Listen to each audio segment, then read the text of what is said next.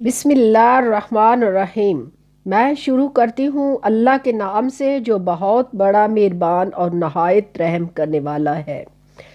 अस्सलामुअलैकुम नाजरीन, मेरे चैनल को सब्सक्राइब कीजिए, लाइक कीजिए और शेयर कीजिए। सब तारीफ़ें अल्लाह ही के लिए हैं। अल्लाह हम सब का खालिक और मालिक है, हमारे हर सांस का खालिक मालिक है। दिन और रात, सूरज, चाँद, तारे, मशरिक़, मग़रिब, शुमाल, जनूब सब अल्लाह के हैं। बेशक वो वाहदहू ला शरीक है। नाजरीन, आज मैं आपकी खिदमत में पेश करती हूँ हज़रत यूसुफ़ अलैहिस्सलाम को उनके भाइयों ने हसद की वजह से कुएं में फेंक दिया था और वो महल तक कैसे पहुँचे। तो लीजिए नाजरीन, यूसुफ बहुत छोटे बच्चे थे। आपके 11 भाई थे। आप खूबसूरत और ज़हीन लड़के थे। आपके वालिद यकूब अलैहिस्सलाम आपके तमाम भाइयों में से आपसे ज़्यादा मोहब्बत करते थे। यूसुफ अलैहिस्सलाम ने एक रात अजीब ख्वाब देखा कि 11 सितारे और सूरज और चाँद सब के सब मुझे सजदा कर रहे हैं। नाजरीन, नन्हे यूसुफ को बड़ा तज्जुब हुआ। वो इस ख्वाब को समझ न सका कि सूरज, चाँद और सितारे एक आदमी को कैसे सजदा कर सकते हैं। यूसुफ अपने बाप यकूब अलैहिस्सलाम के पास गए और उन्हें ये ख्वाब बताया। ए अब्बा जान, मैंने 11 सितारों और सूरज और चाँद को देखा है कि वो मुझे सजदा कर रहे हैं। आपके वालिद यकूब अलैहिस्सलाम नबी थे। वो इस ख्वाब से बहुत खुश हुए। फरमाया, यूसुफ, अल्लाह ताला तुम्हें बरकत फरमाए, तेरी बड़ी शानो शौकत होगी। ये ख्वाब तो इल्म और नबूवत का पेशे खैमा है। अल्लाह ताला ने आपके जद अमजद इसहाक और इब्राहीम अलैहिस्सलाम पर भी बहुत इनाम फरमाया है। वो आप पर और आपकी आले यकूब पर भी इनाम फरमाएगा। यकूब अलैहिस्सलाम उम्र रसीदा थे। वो लोगों के मिजाज से वाकिफ़ थे। आप ये भी जानते थे कि शैतान किस तरह गलबा हासिल करता है और वो इंसानों से किस तरह चालबाजी करता है। आपने फरमाया, मेरे बेटे, अपने भाइयों में से किसी को भी ये ख्वाब ना बताना, वो हसद की बिना पर तेरे दुश्मन बन जाएंगे। नाजरीन, यूसुफ अलैहिस्सलाम का अपनी माँ की तरफ से एक भाई और भी था जिसका नाम बनियामिन था। यकूब अलैहिस्सलाम को जितनी मोहब्बत इन दोनों से थी, इतनी किसी और से नहीं थी। यूसुफ के भाई आपसे और बनियामिन से बहुत हसद करते थे और वो ये कहते, हमारे बाप यूसुफ और बनियामिन से सबसे ज़्यादा मोहब्बत क्यों करते हैं। वो इन दोनों छोटों और नातवां को क्यों प्यार करते हैं और हमको नहीं चाहते, हालांकि हम नौजवान ताकतवर हैं। ये तो बहुत ताज्जुब की बात है। यूसुफ क्योंकि छोटे बच्चे थे, उन्होंने जैसे ही अपने भाइयों से ख्वाब का तज़किरा किया, वो सुनते ही गुस्सा और हसद से लाल पीले हो गए। नाजरीन, यूसुफ के भाइयों ने एक दिन मशवरा किया कि यूसुफ को कत्ल कर दें या फिर कहीं दूर छोड़ आएं। इस तरह वालिद की तमाम तर तवज्जो और मोहब्बत हमारे लिए मखसूस हो जाएगी। इनमें से एक भाई ने कहा, ऐसे ना करो, बल्कि इसे किसी रास्ते पर वाक़या कुएं में फेंक दो ताकि कोई मुसाफिर इसे निकाल ले। इस तजवीज़ पर तमाम भाइयों ने इत्तफाक कर लिया। इस तजवीज़ पर इत्तफाक करते हुए तमाम भाई यकूब अलैहिस्सलाम के पास आए। यकूब अलैहिस्सलाम यूसुफ के मुतल्लिक फ़िक्रमंद रहते थे और उन्हें ये मालूम था कि इसके भाई इससे हसद करते हैं, वो इसे नहीं चाहते। यूसुफ अलैहिस्सलाम को भाइयों के साथ नहीं भेजते थे। वो अपने भाई बनियामिन के साथ ही खेलते रहते और वो कहीं दूर ना जाते थे। بھائیوں کو یہ صورتحال معلوم تھی، لیکن انہوں نے پھر بھی اس سازش کو پختہ ارادہ کر لیا۔ کہنے لگے، ابا جان، آپ یوسف کو ہمارے ساتھ کیوں نہیں بھیجتے؟ آپ کو کس چیز کا ڈر ہے؟ وہ ہمارا پیارا سا چھوٹا بھائی ہے، ہم ایک باپ کی اولاد ہیں۔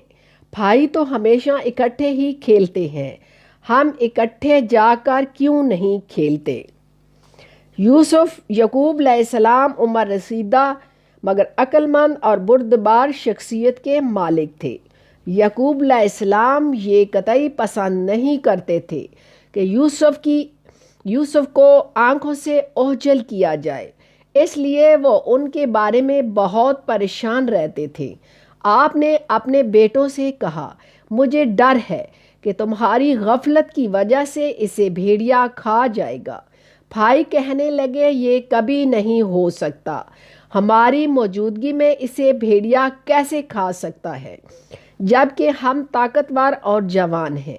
یعقوب علیہ السلام نے یوسف علیہ السلام کو بھائیوں کے ساتھ جانے کی اجازت دے دی۔ ناظرین، جب یعقوب علیہ السلام نے اجازت دی تو بھائیوں کو بہت خوشی ہوئی۔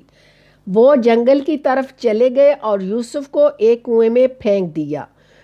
انہیں ننھے یوسف پر ترس نہ آیا اور نہ بوڑھے باپ پر رحم آیا۔ یوسف چھوٹے بچے تھے، ان کا دل بھی چھوٹا تھا۔ کنواں بہت گہرا اور اندھیرے والا تھا۔ ان تمام مصائب میں یوسف تنہا تھے۔ اللہ تعالیٰ نے یوسف کو بشارت سناتے ہوئے فرمایا، غمناک نہ ہوں اور نہ ہی ڈریں، اللہ تعالیٰ آپ کے ساتھ ہے، آپ بہت بلند مقام پر فائز ہوں گے۔ آپ کے بھائی عنقریب آپ کی خدمت میں حاضر ہوں گے اور آپ انہیں ان کے کرتوت جتلائیں گے۔ انہوں نے اپنے امور سے فارغ ہو کر یوسف کو کنویں میں ڈال دیا اور آپس میں مشورہ کرنے لگے کہ والد صاحب کو جا کر کیا بتائیں گے۔ ان میں سے ایک نے کہا، ہمارے والد کہتے ہیں کہ مجھے خدشہ ہے کہ اسے بھیڑیا کھا جائے گا۔ اس پیشگی ڈر کی بدولت ہم کہیں گے، ابا جان، آپ نے سچ فرمایا، یوسف کو تو واقعی ہی بھیڑیے نے کھا لیا ہے۔ اس تجویز پر سب بھائیوں نے اتفاق کیا اور کہنے لگے، ہم کہیں گے، ابا جان، یوسف کو بھیڑیے نے کھا لیا ہے۔ بعض بھائی کہنے لگے، اس کی کوئی دلیل یا نشانی؟ کہنے لگے، اس کی نشانی خون ہے۔ بھائیوں نے ایک دمبا لے کر ذبح کر دیا اور یوسف علیہ السلام کی قمیض خون سے رنگ دی۔ اس عمل پر یوسف کے بھائی بہت خوش ہوئے اور کہنے لگے، ہمارے ابا جان اب اس امر کی تصدیق کریں گے۔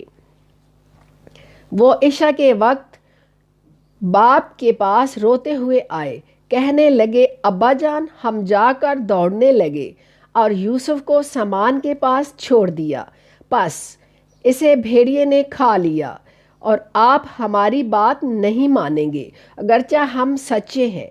وہ اس یوسف کی قمیض کو خون آلودہ کر کے لے آئے، کہنے لگے، یہ یوسف کا خون ہے۔ ان کے باپ یعقوب علیہ السلام نبی تھے، عمر رسیدہ اور اپنی اولاد سے زیادہ عقل مند تھے۔